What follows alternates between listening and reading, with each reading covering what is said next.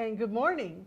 Well, Betsy, here we are at QuiltChat without Ann one more time. Yes. Do you suppose she's laying on the beach down there in Hawaii? Yes. I bet she is too. I would be if it were me. And it's raining a little outside, and I wish I could send that to her, but it probably wouldn't make it to Hawaii. Well, do you know, we've been talking about quilts every week, and so today we have some really special quilts that are out of the Red, White, and Quilted book that Linda Lasco did. Yes, and we have this available in a digital format. So it's an ebook. Right, it's no longer available in print. Okay, all right, and so we know you all are doing some Christmas sewing, as we are too. Oh, yes. And so we picked out some quilts that you still have time to make before Christmas, and they're all out of this book. Isn't that wonderful? They're so fast. Well, and you know, the quilts that are in this book were originally from some antique quilts of Anne Hazelwood's. Yes, she loves those red and white quilts. So we brought those quilts in here and we measured them, and then I drew all of the patterns for Linda in Electric Quilt. Oh, wonderful. Because then we could just print out the patterns either as a template or as a cutting instructions out of Electric Quilt.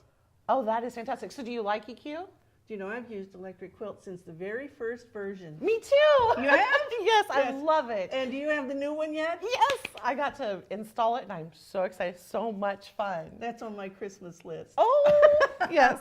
I will get it though, because if you haven't tried that kind of software, the Electric Quilt software, you just save so much fabric because you can change all your colors so you don't cut into any fabric. Oh, and they've improved the fabric so that when you import your fabrics, you can really play with it and get them just right so you can see what the quilt's going to look like. And you know, it makes the perfect Christmas present, and we have it over at shopaqs.com. Oh, wow. Yes. Well, maybe I'll have to go buy myself an early Christmas present. As Santa. Yeah, there we go. There we go. Well, so we're going to start with the quilt behind us, and this is a Pinetree quilt. Oh, it's so pretty. And it was, of course, Linda made it, and it was quilted by Sue Patton. But you know, we talk about how many times we use half square triangles. Oh, yes. And there are teeny tiny lots of them. And so normally we would cut ourselves a square of fabric and draw a line diagonally and then sew 1/4 of an inch. That's my favorite. Well, do you know how many squares you'd have to work with if you did this? Only a million. Yeah, a lot, a lot. And so I'm going to show everybody how I would do this, because you could do a whole section of fabric very easily. And so what I've done is I've taken a square of white fabric and red fabric and laid them right sides together. And now I have a template. And you can do this template yourself, because you could draw it on a piece of paper and then you could scan it and make your own copies. For this particular quilt, we needed this to be 2 1/4 inches because it's going to finish 1 1/2. Oh. So that's tiny. That is tiny. So you would draw a grid 2 1/4 inches both directions, and then you want to connect the line, and this solid line is the cutting line. So it's going to go in a zigzag. You want to remember that because it saves you starts and stops. Because look what I can do with it that way. I can actually go down. Let's see, let's start here. Go here, and over and down and up and back down, and I do that on both sides.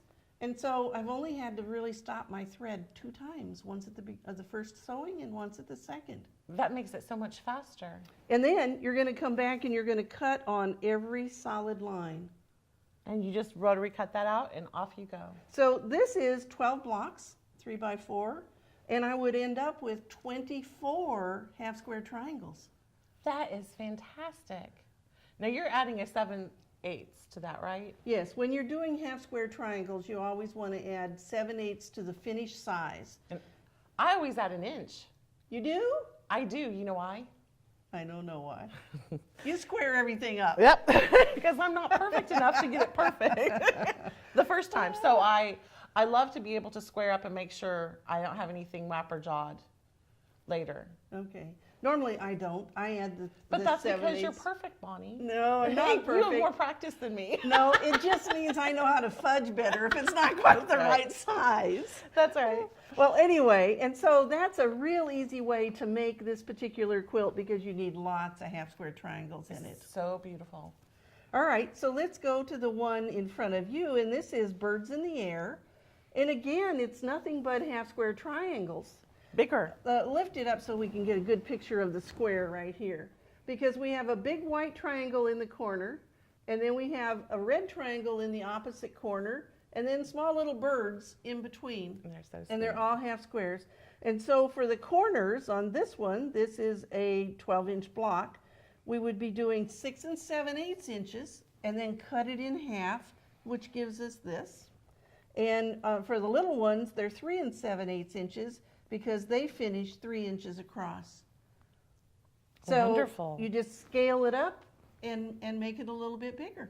And you know, if you have a whole day of half square triangles, you can have a half square triangle party in your studio while you're working on them. Well, I will tell you, if you're ever working with a group, oh, that's the doing best. the half square triangles this way almost makes it pretty close to having them all be exactly the size you need when you get ready to put the quilt together. That's true. And even if you have friends that don't quilt, they can come and press. Or they can come and sew. If they can sew on a line, they'd be good. True. They'd be good. See, you could get a lot of half square triangles out of your friends this way. All right, and so we have one more quilt here that we want to show you, and this one is the Uneven 9 patch, and this one was quilted by Judi Madsen. Now, as we look at these two quilts, we notice there's a distinct difference in the batting of these two quilts, isn't there? I noticed that right away. I kept rubbing this one because it's very puffy. And so that's kind of like the polyester puff, isn't it? It is. It's the poly puff. Mm-hmm, the polyester puff.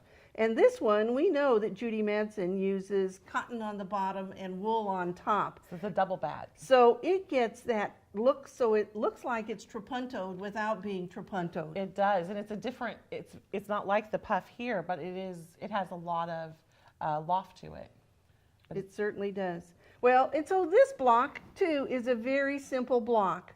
You're just cutting strips and sewing them together. And so the red strips for the small squares would be cut 2 1/4 inches. This one is cut 4 inches and 2 1/4 inches. And so this block finishes 7 inches big. Oh, wonderful. Okay, 7 inches square. And so you would cut multiple red strips this size, and then you just need a few of them in the big 4-inch ones, and you need a white one that's the 4-inch one. And so these, because this was cut 2 1/4 inches, the strip that you cut off would be 2 1/4 inches. Perfect. That's kind of like an easy way to remember what It size is. do I cut it. That is. Then the center one would be cut a 4-inch slice when you sew these strips together, and then we go back to the 2 1/4 inch squares or strips. And then so it makes it so that it's a real easy quilt to sew together. But it's very striking. It has a great effect. And you know what? It's called Uneven 9 patch because they aren't the same size. Right. And That so it big makes center. it have just a little bit more class to it than a traditional 9 patch block does. Yeah. I like this block. I think it makes a really pretty quilt. It does. They always look beautiful, especially on point together like that. Very beautiful. Well, and now I know you've been working with some little red and white blocks. What are you doing with those? Oh, we have. So for the last 2 years, at Christmas time, for the whole month of December, we have been doing little 4-inch finished blocks. And we put those together in projects, and we called our Christmas countdown. So we count down every day of December. And so this year, to celebrate the fact that we're going to have 3 years worth, we started back to where there'll be 75 days before Christmas. And so we've started out and been counting them down as we go. And we've gone through 2015 and all those cute little blocks. And then we're going through 2016 right now. And then December 1st starts our 2017. And we were lucky enough that Emily Cross yesterday or this morning finished up her 2016 Christmas countdown quilt. Is that not beautiful? And so this one that's the finishing instructions for last year. And so are that circles, is that the alternate in the stitching there? Yep, and she appliqued all those cute little circles on there. And it gives it a little bit of continuity, but it's awfully fun sampler quilt. Well, it is, and they're not difficult to sew either. Most of them, are they? No, they're all pretty simple. We usually start off the month nice and easy with you, and we offer templates with it. So you're welcome to do it as a hand project, because sometimes the holidays are so crazy. You just want a minute to sit down, and you know, you could sit and stitch and watch it snow outside and drink your cocoa and the dog's at your feet, and it's perfect, right? Or while you're watching those Christmas movies. Oh yes, most definitely. And so it just gives you something a little sanity during the holiday season. Well, we love it when you all talk to us on Facebook, and Carol Allen says she likes to use pink and white instead of red and white. And that's a great idea. And truly, you could Any add color. Yes, and that makes these great gifts because you can pick a favorite color of someone. Now, one of the things that we'll notice on this is that we've kept the background the same, and the rest of them are all scrappy. And this one too is scrappy, and so is the pine tree. Isn't that fun? Yes. It gives it some dazzle. It creates the sparkle. And I think it just creates some texture and some motion in the quilt. It does. As opposed to just using solid and solid. Yes. And Glenn and Logan say hello. Glenn from Oakdale, Washington, and Logan from Michigan. So hello to both of you. And the Christmas countdown, you can catch it on Facebook, and that shows up every day. And then you can also catch it on the aqsblog.com. They can find them all there. All Everything there. that The we've whole released so family far. lives there. Just put it in the little search, and off you go. That's a Well, lot of so fun. if you make a quilt using those little blocks, we hope you'll share it on the AQS, the American Quilters Society Facebook page. Yes, you hit it over on the Facebook page or tag them in it, and they will catch it. And you know what else we've got going on? What? It's a big deal. Drum roll. It is time for Quilt Art 2019 cover voting. And so we have 3 covers for you to choose from, and you pick your favorite. And we have the link down in the description for you, and you can go and vote. And whatever you guys pick, that's what we're going with. Whichever cover you love the best for the 2019 engagement calendar. And I've already voted. I voted too, Yeah. and I'm so excited. And it's really close, so be sure to get your vote in. We can't wait to see which one it's going to be. And we'll be announcing that in January. On January 3rd, we'll be emailing out and letting everybody know who the winner is. Okay, and so now as you make your preparations for Thanksgiving next week, we hope you'll take a little time for yourself and do some sewing. Yes.